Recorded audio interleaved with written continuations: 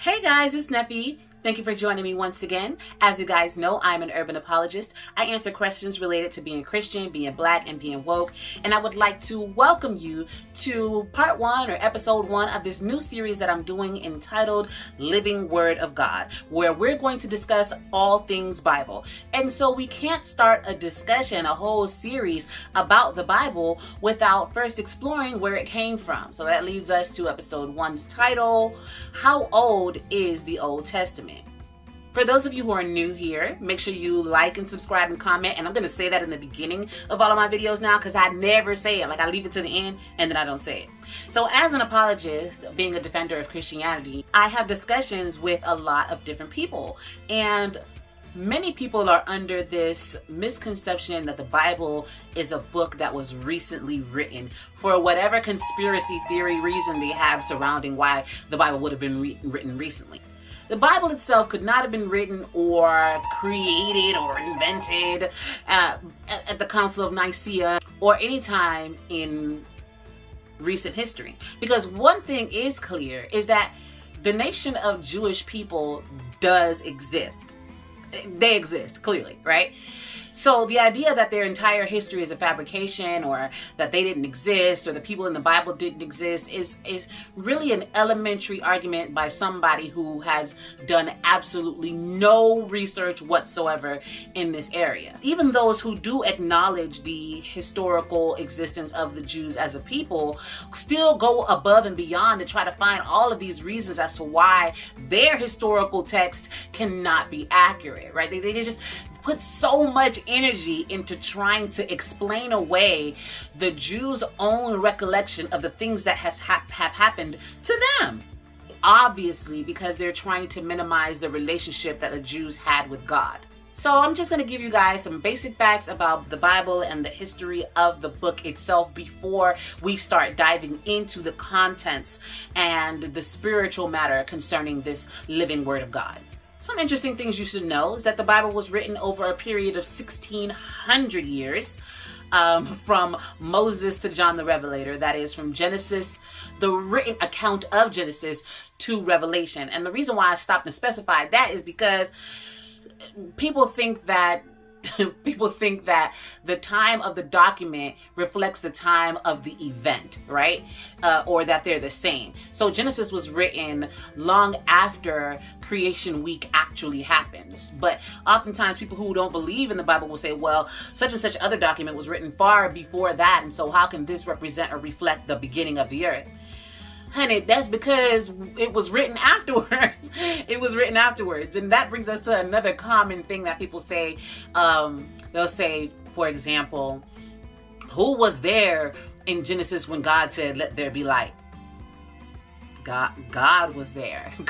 God was there, right? And so he, when it comes to Moses having written the Genesis account and his ability to relate to us what happened, it was shown to him. It was explained to him.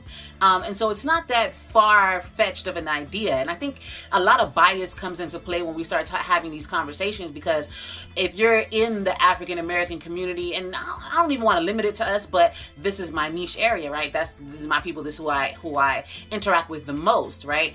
But basically, a lot of these same people believe in things that are so unfounded when it comes to reality, but they for some reason discredit the ability of a Christian or a human being to experience a direct communication with God. So for example, they may say, okay, well, astral projection is real. Like I can leave my body voluntarily and go to some other place on the earth, basically with my mind or whatever the case is, but they feel like they're having an out-of-body experience and that they could sit on the moon and watch the earth and things like that. But to say that Moses had a vision of the creation week, they scoff at that.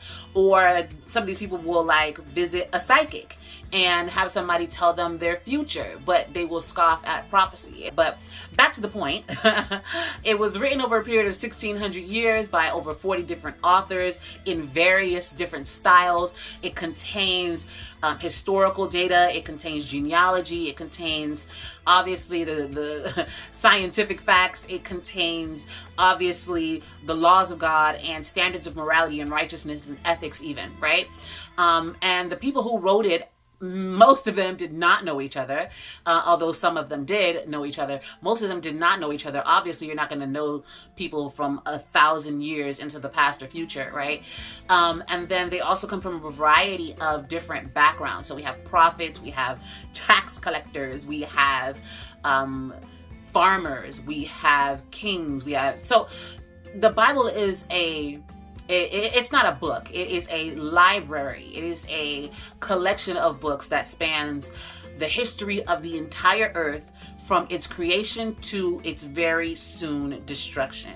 And I just want to say that when it comes to everything that I do, everything that I do on this channel or on my Facebook page has to do with the fact that the world is coming to an end. If you want to, people always say everybody got an agenda. I'm very, very upfront about my agenda. My agenda is obviously to help you prepare yourself, to help you see the truth for what it is for yourself, and then surrender your heart to Christ, because time is almost up, basically.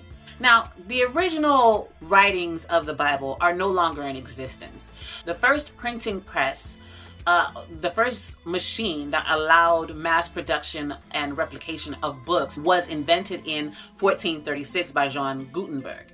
And so 1436, that's what, 600 years ago. Prior to that, people were copying things through a variety of different ways, but mainly it was by hand, especially when it came to the Bible. And so we don't have the original documents, because they're documents. Documents are perishable, right? They will over a period of time be destroyed, especially if they're not being kept with the intent for them to last for a very long time.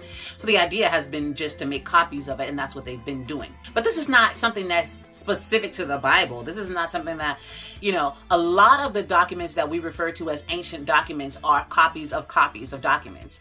But the Bible stands head and shoulders above the rest of them when it comes to how many ancient old copies that we have, which would prove that if we already know these are copies of the original, that the original predates those.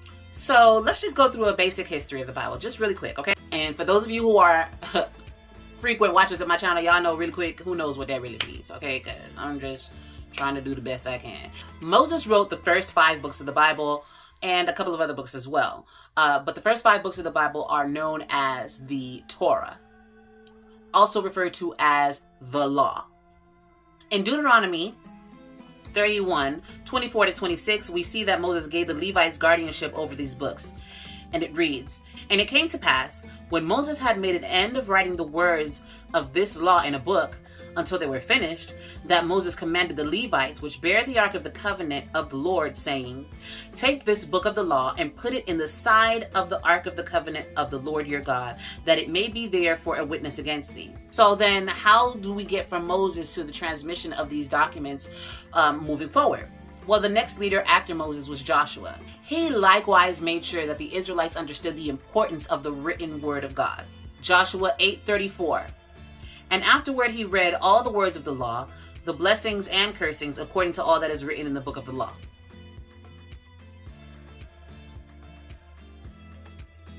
Deuteronomy 17:18, it says, "And it shall be, when he sitteth upon the throne of his kingdom, that he shall write him a copy of this law in a book, out of that which is before the priests, the Levite."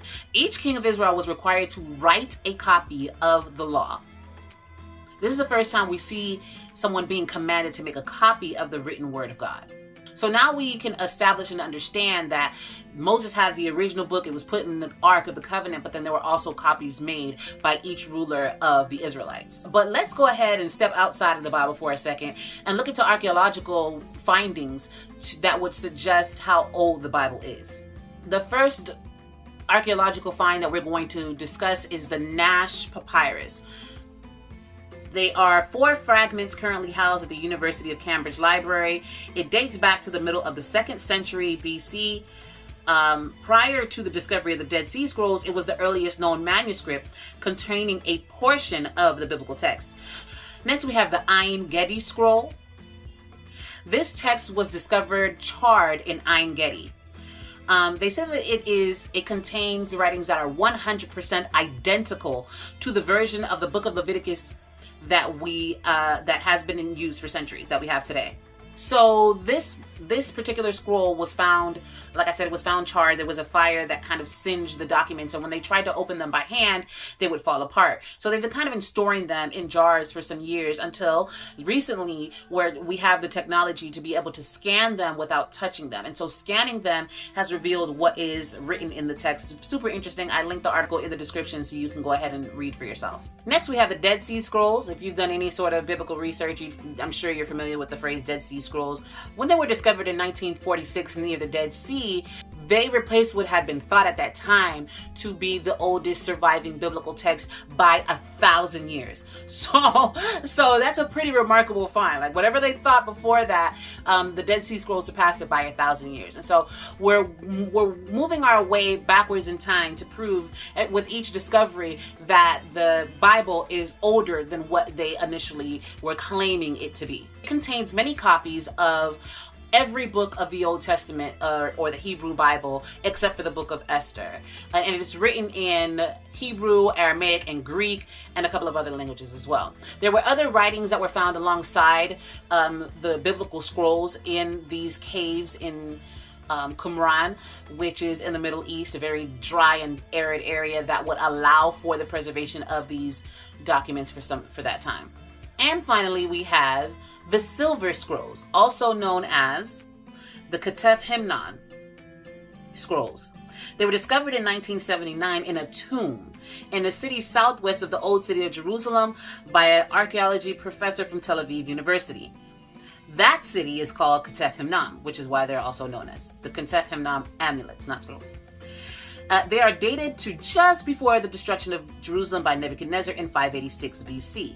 586 BC would have been about 2,500 years ago. So how old is the Old Testament? By the earliest documents that we've discovered so far, it's at least 2,500 years old, but we know that it's older than that because these documents that we did find reference the books of the law, for example, and the books of prophets, which were written before that time and handed down. So I just want to give you guys a couple of vocabulary words that you may come across in your research regarding the Old Testament. Words to know or terms to know. Number one, Tanakh. That simply means the Hebrew Bible. It is broken into 3 sections known as the Law, the Prophets, and the Writings. The phrase Masoretic text, it is the word Masoreth means tradition in Hebrew. It is the traditional Hebrew text of the Jewish Bible. This monumental work was begun around the 6th century AD and completed in the 10th century by scholars at the Talmudic academies in Babylonia and Palestine in an effort to reproduce, as far as possible, the original text of the Hebrew Old Testament. Another word that you will come across is going to be Septuagint. It is the earliest extant Greek translation of the Old Testament from the original Hebrew. The Septuagint was presumably made for the Jewish community in Egypt when Greek was the common language throughout the region. The word Torah simply refers to the first 5 books of the Bible, and you'll also probably see Torah referred to as Pentateuch, which is the Greek version of the same, Pent being 5, okay?